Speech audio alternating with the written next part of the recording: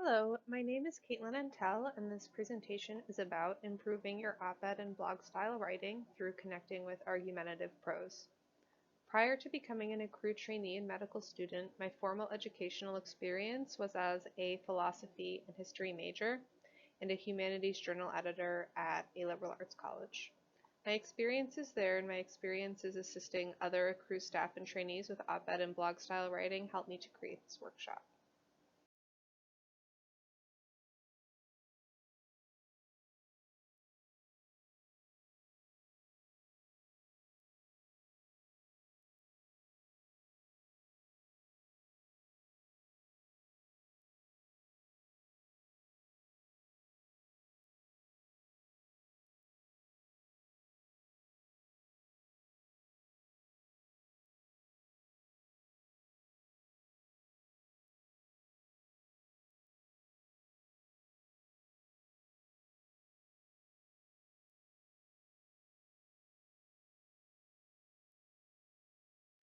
So, why am I using the word prose? Prose is usually used in contrast to poetry to make a distinction between poetry and all other forms of writing. Poetry is special because it is dictated by rules and patterns that are integral to the experience of both writing the poetry and reading the poetry. The content of the poem is inseparable from the form that it takes. Prose, in contrast, means to define straightforward speech and writing, or the language that reflects our everyday use. The term broadly includes fiction and nonfiction writing and includes some of the traditions listed here. For example, a special form of prose writing is the scientific paper that we might be more familiar with as those with research or science backgrounds. Scientists share kernels of knowledge gained through research via a written handshake between the researchers and the intended scientific audience. There are rules for this handshake. There is agreement about how the information should be presented, and scientific writers adhere to these guidelines. For example, the intended audience expects that the scientist will explain why their research is relevant in the introduction, why it is valid in the methods, and how it engages with similar research in the discussion. Unlike scientific writing, argumentative prose is less structured and doesn't have a special set of rules for its handshake. And yet it is very important because there are questions about what we should think and do as a society and as individual members of society that science cannot answer for us, and that these other traditions do not directly comment on. Argumentative and persuasive writing is at its heart using writing to communicate a plea to others to think or behave in a certain way. For this reason, I find it similar to philosophy, in which people tend to present positions or viewpoints about the nature of reality or society or make ethical pleas. But argumentative writing is still more broad and defies narrow definition by that tradition alone. In order to better understand how to effectively write in this style, we should consider the following questions. What is the tradition guiding argumentative prose? What might be some of the elements of the handshake? Why do we publish argumentative prose? And who is listening? Please take a moment to pause the presentation and jot down some responses to these questions. I like to think of the tradition of argumentative prose as simply being the tradition of opinion. Every written argument begins as an opinion or a set of opinions that someone holds. So let's think more about what opinions are. Opinions come to us naturally, requiring no special skill set at an early age. We don't teach someone how to have an opinion. They form of their own volition. For example, children begin sharing their opinions at an early age in the form of preferences. One of my nieces is emphatic in her love for strawberries, while the other is not. When I ask the one who loves strawberries who's younger why, she says, "I don't know," and laughs. The older one, who doesn't like strawberries, informs me that they are sour, the texture is inconsistent, and that she also doesn't like seeds. These are relatively simple and inconsequential opinions, but they're not unlike more complicated opinions that may drive you to write an op-ed or a blog piece. They're based in experiences that you have, they're affirming a position, and you can point to specific things to defend why it makes sense. It's hard to sit down and write out an argument in defense of a complex or consequential opinion because many different emotions, thoughts, observations, and experiences probably went into the formation of the complex opinion. While opinions are intuitive and come to us somewhat naturally, argumentation is not, and it requires structuring those thoughts and feelings and observations and experiences that you've had into something that is going to be presentable and make sense to another person. When we aren't given a special handshake like scientific writing to work with, we're left with a blank page, a cluster of thoughts and feelings, and what feels like an endless expanse onto which your human voice is attempting to make an appeal to humanity at large. So where to begin? We must begin from passion, which is, I think, well captured in this quote by Nietzsche. While Nietzsche is a controversial person in history, what is so important about him and why so many non-philosophers know his name is because he was incredibly influential. He transformed the way we think about truth and truth-telling, and he changed the way thinkers communicated their ideas through his unique writing style. In contrast to the systematic and mathematical-like writing used in philosophy before him, Nietzsche wrote in an unstructured, playful, and passionate style, which critics define as aphoristic. At first, he was not taken seriously for this reason. It is hard to understand what he is actually arguing for or against, which has led him to be endlessly reinterpreted. This is interesting in terms of philosophy, but all of this to say that passion is what guided his writing. Everything was opinion, and that was enough for him. He didn't try to claim he was saying something true. He was just writing, person to person, and he forced us to listen to him. We can learn from Nietzsche that if you want to have influence with your writing, you need to speak from the heart, and you must begin with passion. But passion alone does not make a strong argument, nor a persuasive finished product. Passion and our complex opinions come up against the writing process. It can be difficult and frustrating, and yet we sit down to write anyway. This is because the finished product, an argument in a persuasive package, is more valuable than your singular passion. When you translate your passion into writing, you can share your passion with others outside of your typical sphere of influence. It becomes a tool to inspire others to take actions that they may not have otherwise. I like thinking about an argument as a constellation for a few reasons. First, I like to think of humans through time looking up to the sky for answers, developing stories and belief systems around unstructured series of lights. They didn't know as much as we know now about the universe and the stars and what they represent. But that didn't matter. They used something they were given and made something useful and powerful out of it. This is similar to taking the cluster of thoughts, emotions, and observations that are causing you to form an opinion and formalize it into a written work. You're taking ownership for what you've been given and making something even more useful and powerful out of it. The next reason I like to think of an argument as a constellation is that it's really up to the viewer to make the connections between the stars. This is what you must do as a writer. You need to figure out what the different pieces of your argument are, what is influencing your opinion, and how those pieces are connected. And then you need to make these connections clear to the reader. Lastly, thinking about the expanse of this page, of the sky, and the appeal that you are making to a general audience. The argumentative writer really needs to think about where what they are saying fits in with all of the other perspectives and experiences that the reader is bringing in when they sit down to read your writing. This is the key to effective writing, knowing your audience, engaging them, and making your constellation brighter, more interesting, and more useful than all of the other ones that they're being presented with.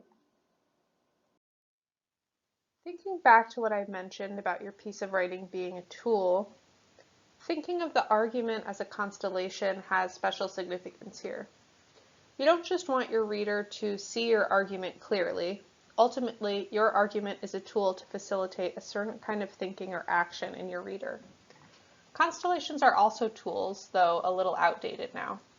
If you can recognize the right constellations and locate them in relation to each other, you'll be able to locate the North Star and navigate as needed to reach your goal location. The more recognizable your argument is, and the more your reader understands how it fits in with the greater context that surrounds it, the more likely they will know what to do with your argument. Focusing for a moment on the North Star is important because it acts as an anchor in the sky. Whereas all of the other stars appear to move and cannot be depended on to indicate direction, the North Star does not appear to move. It can be relied on to indicate a direction. Scientific writing has similar anchors. These anchors are the body of knowledge that grows and is validated as research presses on. There's a sense of progress. Further, there is a roadmap all scientific writers can use to share their knowledge and layer it on top of the previous knowledge that came before. This is a consensus-driven community. The scientific community strives for consensus, and its body of knowledge and its style of writing reflects this. Argumentative writing does not have this same luxury. There is no consensus. There is no North Star, and everything appears to be moving. Everyone brings their own perspective to what you have chosen to write about, and their agreement with you must be earned. Not only that, there is no pre-specified way to ask them to agree with you. There is no direction that you and your reader are both moving toward. There isn't a shared plan. In other words, you cannot assume that you and your audience have shared values. They are not obligated to listen to you, let alone agree with you, and in fact, they may have good reasons to look the other way. Therefore, you need to create anchors for your reader. You must orient them to your North Star. You must convince the reader that you are trustworthy, that what you are saying is beneficial to them, and that they should go in the direction your argument is persuading them to take. So, how can we gain a reader's trust and anchor your argument in a greater context?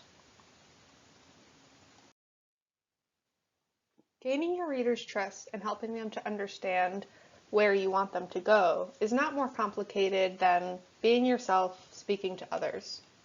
You need to be honest and transparent with readers and be as down to earth and grounded in everyday life as possible. This will affect the way you describe your ideas and your propositions, and it should affect both the content of what you're saying and the tone of your op-eds and blog-style pieces. So you must develop a shared context through which to understand the topic that you're writing about. At first, this can seem like a large task, especially in the context of a general audience. You might not know where they're coming from and what they're bringing in, so how is it possible that you can contextualize what you're writing for every single person? You won't be able to, of course, but the process is quite similar to how we speak and interact with each other every day. When you speak to your coworker or someone in the elevator or someone that you meet for the first time at a networking event, you don't really know exactly where they're coming from, and yet you're able to develop a shared context with them and connect. This is especially true when we tell people stories. In a story, we provide the who, the what, the where, the when, and provide just enough definition or context so that the reader understands the essential elements. Note that when we tell stories, sometimes we have to provide a context before even getting into the details of the story, before the story even begins. And sometimes we need to provide context as we go when we bring up certain things. This will also be true in your op-ed or blog pieces. So the introduction will definitely have a lot of context, but you might need to bring up context or define things as you go.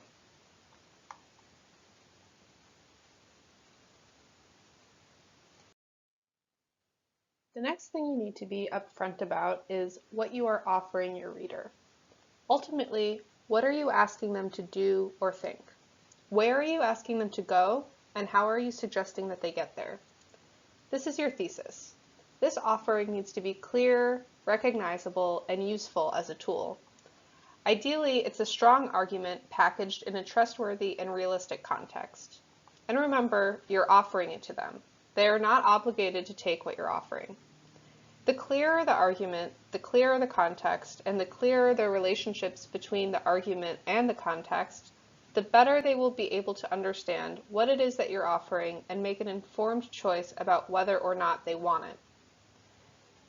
And remember, this is all layered on top of the passion that drove you to write the piece. You're not layering a new kernel of knowledge over an existing body of knowledge as in scientific writing. You're providing a prescription of thought or action based on you and your passion. Why are you writing this to begin with? The clearer your intention is to you, the clearer it will be to your reader. I'd like to move now to thinking about how to use this analogy when you approach the writing process. Let's imagine you have your passion, you have your reason for writing, and you've decided to write. Or you've been inspired by your co-author's idea and you've signed on to help them write or develop their piece. The first thing you need is your thesis.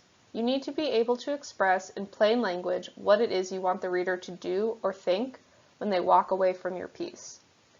This is why you're writing the piece. This is your plea and the core of what you're saying. Your thesis is really two parts. It's the 1 to 2 sentence thesis statement that summarizes your argument, but it's also the written argument as a whole. Your entire article is your thesis in support of your thesis statement. Everything you say, every paragraph, every example or piece of evidence or information that you present to the reader needs to be presented in relation to the thesis. This is why it's so important that you start the writing process with your thesis in mind. Once you have your thesis in mind, you need to support the thesis with the context. This is the package that's going to make your thesis relatable and palatable to your reader. It's going to be what develops trust in you and interest in what you're saying. The context is the scaffolding that holds everything together. So let's return to what makes context for a moment. A few slides ago, we talked about storytelling, and there were some elements in stories that help create the context. So thinking back to those, we have current and historical events or different cultures and worldviews. You have patterns of action, such as goals, plans, rules, trends, or policies. You have the actors. You have big actors like politicians or people of influence or whole communities of people. And then you also have small actors like the people that are in your reader's everyday life. For example, their bosses or coworkers, their friends, their healthcare providers, students. Other things that you need to think about for the context are anticipating your reader's emotional reactions or working with their emotions to center them on your argument. And then you also have the tangible requirements for the line of thinking or the action that you're advocating for. A strong thesis statement will include the key elements of the context as well. The reader should understand both what you're asking them to do or think, and then the scope in terms of the who, what, and where should also be included in the thesis statement. A strong thesis statement without explanation and context built throughout the argument will not be effective, and the reader will not be compelled to take your offer. On the other hand, you might have very well-developed context and a good explanation of various elements that relate to your thesis, but if you don't have a unifying vision of the future, the reader will have nothing to take. Okay, so let's elaborate a moment on the thesis as a whole. Looking at the constellation here as your argument, you have the sparks, the key elements required for your reader to understand the thesis and move in the direction that you're suggesting. These may be examples, information, experiences, facts, whatever it is that you're going to use to support your argument. These are the building blocks. You need to get these blocks or these sparks in the ideal formation to support your thesis, to help your reader understand and compel them to think or do in a different way. What does this mean in terms of the actual writing process? First, you must decide in advance what your reader needs to know, and then decide how you want to place it. This is in effect outlining. We know outlining is important for all writing. For op-eds, blogs, and other persuasive writing, it's especially important to outline because of the ambiguous and free-form nature of such writing. It's really important that you gather the information ahead of time. If you don't have your solid stack of links and materials beforehand when you sit down to write, and if you don't know exactly what order you want to put them in, you're probably going to lose your way and your constellation will not come into focus for the reader. You're probably going to get lost a few times on your own off the page in the outlining process, and perhaps even when you sit down to write, before you're going to be able to provide the ideal map for your reader in the finished piece. Now, let's elaborate for a moment on the thesis statement. You have your sparks and you've decided how best to arrange them to form your constellation. But where is the thesis statement in this analogy?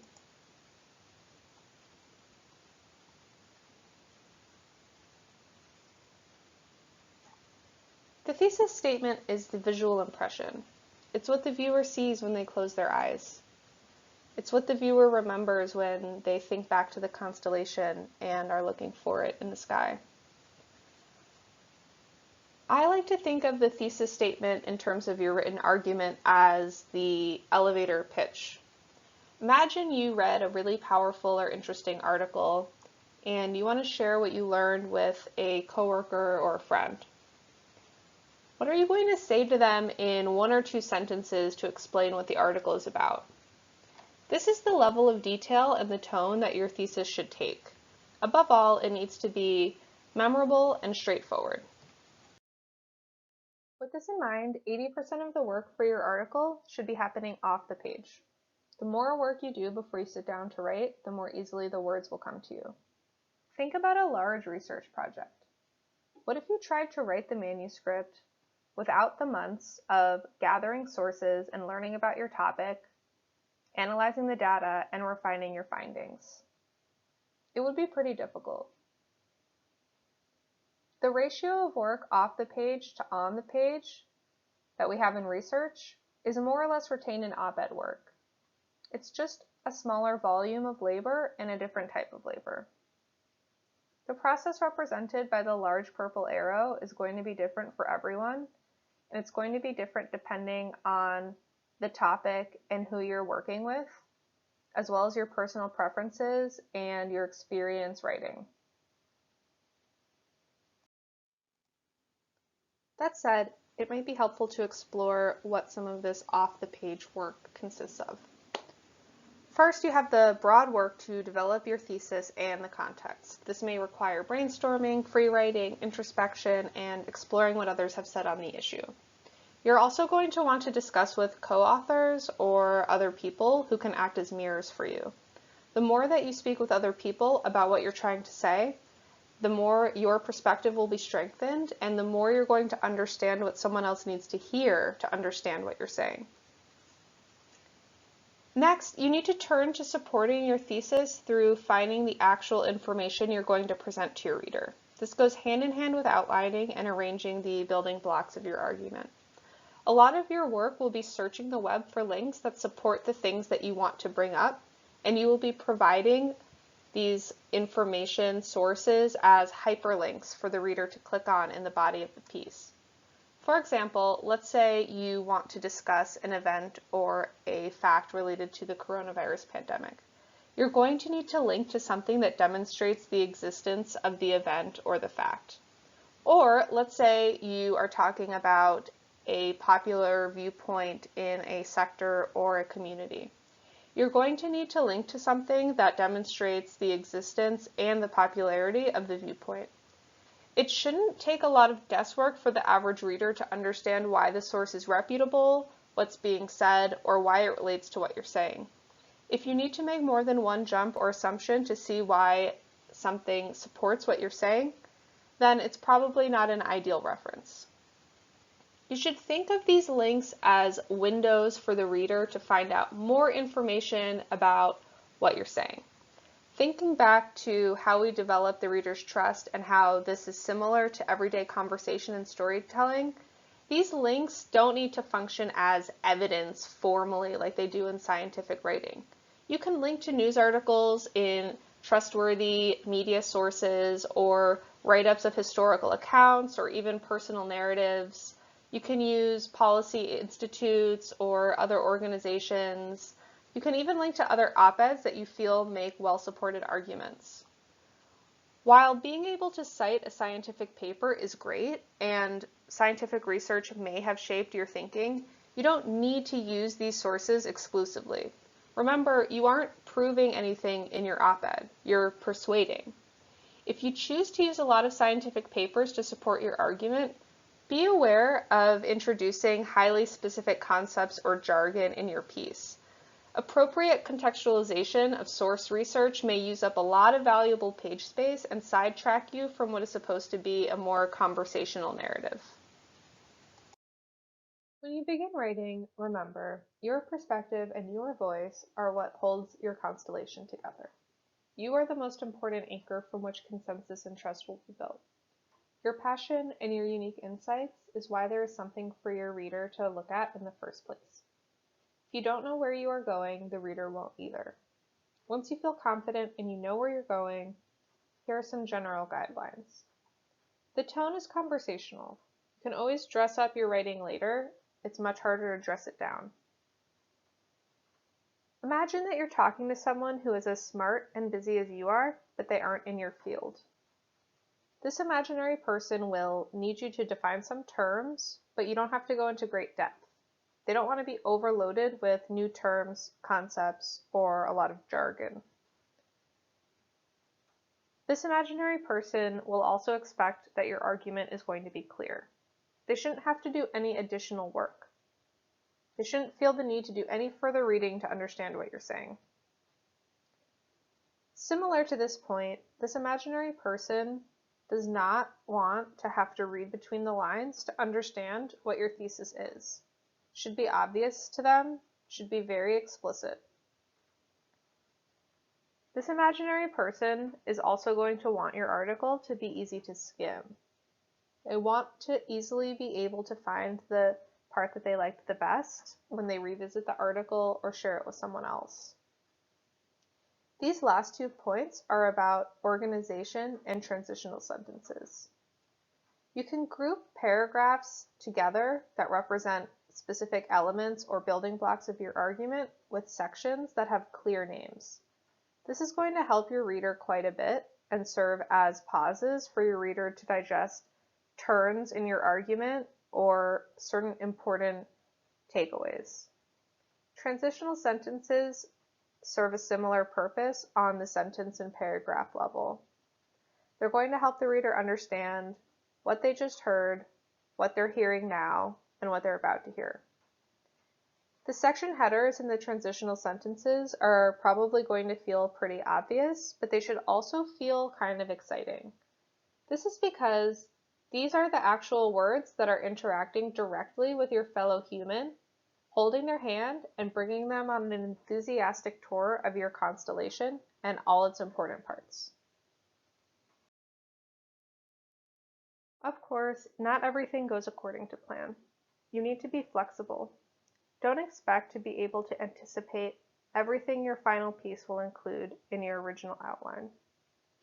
The outline is what you start from, but each draft will represent a different skeleton of your argument. You may also enter in on an op-ed with a pre-existing draft. It's important as you work on a draft or produce new drafts to keep in mind how the argument is evolving. This doesn't necessarily mean creating an outline for each draft in order to keep track of the argument, but you should be aware of the purpose of each paragraph and how it relates to the argument as a whole. If you're finding that you're not sure why you or a co-author wrote something, or why something is appearing where it is, there are a couple of possibilities to consider. You might have a weak thesis. Remember, the thesis needs to be clear and affirm a position on a topic. If your thesis isn't specific or explicit enough, then you may end up bringing in a lot of information that doesn't form a meaningful argument. You might also be excited about your topic. You might have a bunch of details that you find fascinating that you want to share with the reader.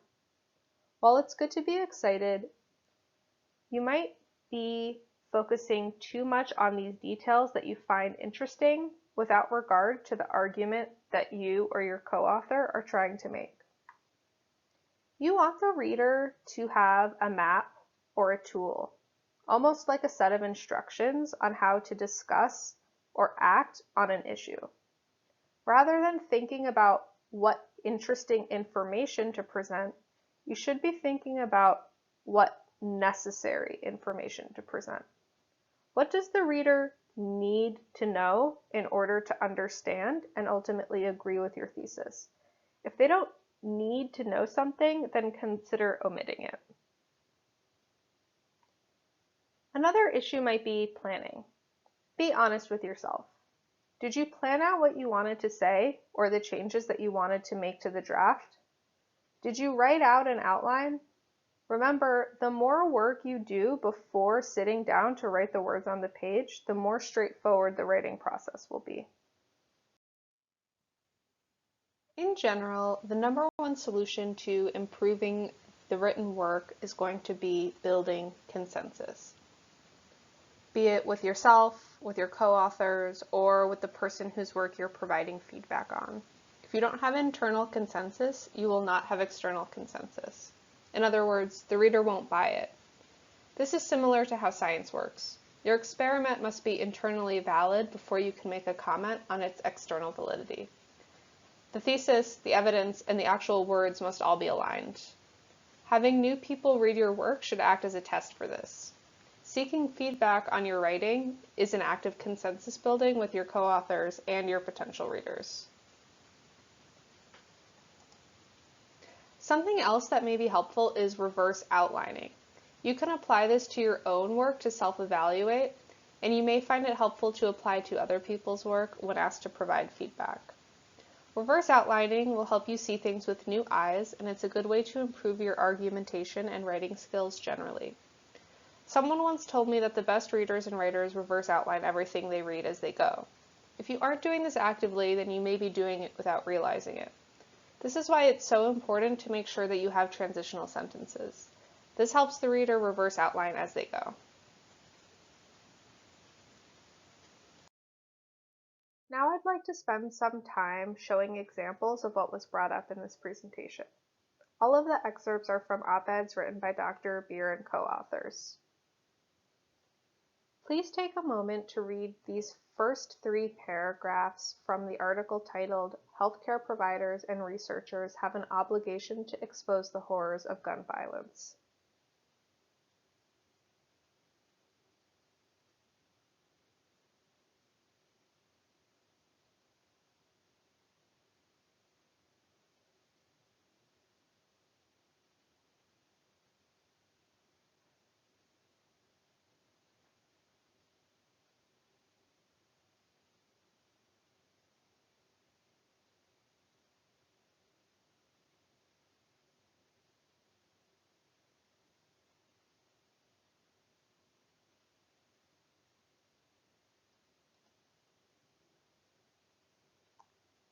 The sentences highlighted in purple give us a sense of the perspective and the experiences of these writers.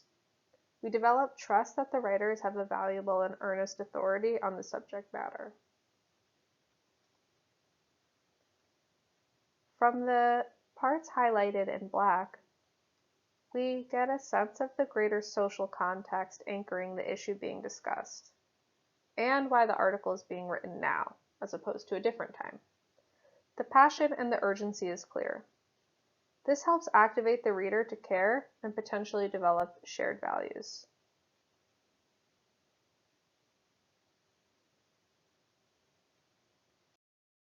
Next, please read the first 3 paragraphs from the article "When Prevention Isn't Enough: Managing School Mass Shootings Along the Risk Continuum."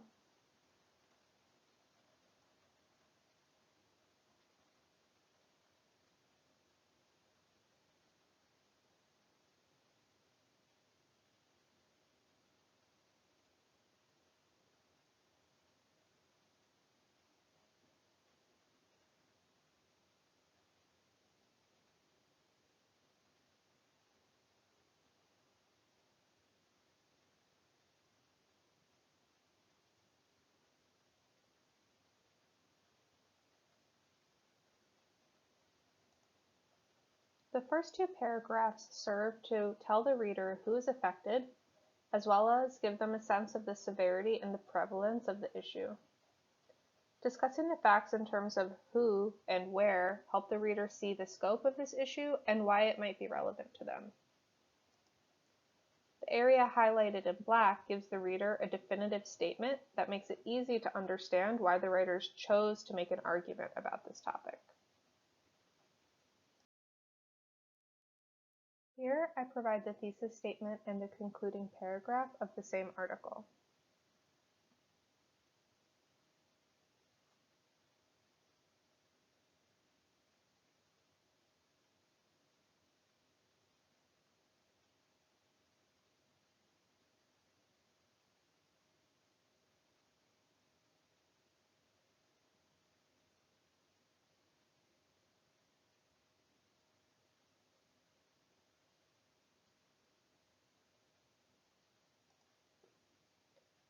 From the areas highlighted in purple, we clearly know that this article is going to discuss 3 evidence-based action items for reducing gun violence.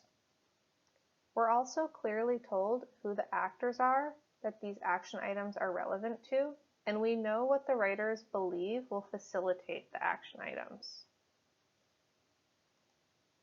In the concluding paragraph of the entire piece, the thesis is restated. This helps reinforce the elevator pitch and the big takeaway for the reader.